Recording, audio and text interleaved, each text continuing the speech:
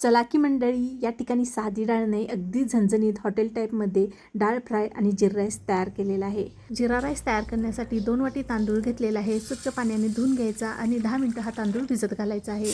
आता डाळ फ्राय तयार करण्यासाठी 1 वाटी तुरीची डाळ, 2 चमचे मूग डाळ, मसूर डाळ 2 ते 3 वेळा पाण्याने स्वच्छ धुवून घ्यायची. आता धुवून घेतल्यानंतर 1 ग्लास पाणी घालायचं, त्यामध्ये 1 चमचा तेल, हळद घालायचा, कुकरचं झाकण लावून याच्या 4 शिट्ट्या काढून घ्यायच्या आहेत. डाळ शिजते तोपर्यंत या ठिकाणी आपण जिरा राईसचा तांदूळ शिजवून घेऊया. त्यासाठी 1.5 लिटर पाणी पातेल्यामध्ये घ्यायचं. पाणी गरम झाले की यामध्ये चवीनुसार मीठ घालायचं. पाणी उकळायला लागले की यामध्ये भिजवून घेतलेला तांदूळ घालायचा. सुरुवातीला 5 मिनिटं तांदूळ हा मोठ्या आचेवर शिजवून घ्यायचा आहे.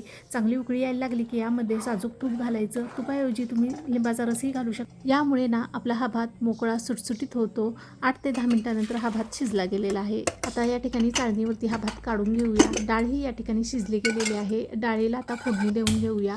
कढईमध्ये 1 चमचा तेल घालायचं, त्यामध्ये 1 चमचा जिरे मोहरी घालून घ्यायची. आता मोहरी जिरे तडतडले की यामध्ये 1 बारीक कट केलेला कांदा आहे तो घालायचा आणि सोनेरी कलरवरती परतून घ्यायचा आहे.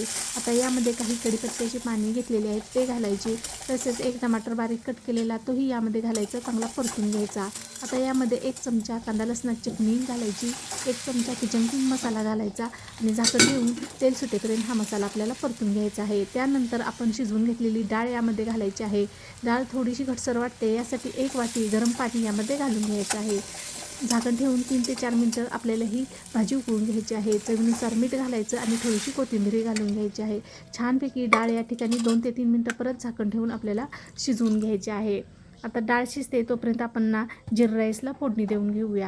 कढईमध्ये 1 चमचा तेल घ्यायचं, त्यामध्ये 1 चमचा जिरे घालायचे, थोडीशी कढीपत्त्याची पाने घ्यायचे आणि जो शिजवून घेतलेला आपण भात आहे तो यामध्ये घालायचा आहे आणि हलक्याशा हाताने हा भात आपल्याला परतून घ्यायचा आहे.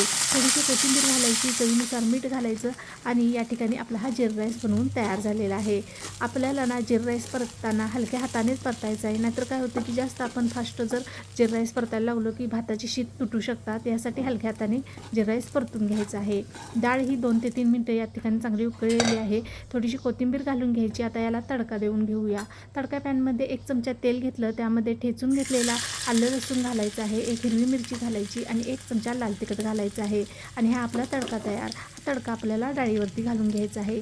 छानपैकी रेस्टॉरंट स्टाईलमध्ये आपला हा सुटसुटीत मोकळा जिरा राईस आणि डाळ फ्राय बनवून तयार झालेला आहे. ही रेसिपी नक्की ट्राय करा. आवडल्यास लाईक, शेअर आणि सबस्क्राईब करायला विसरू नका.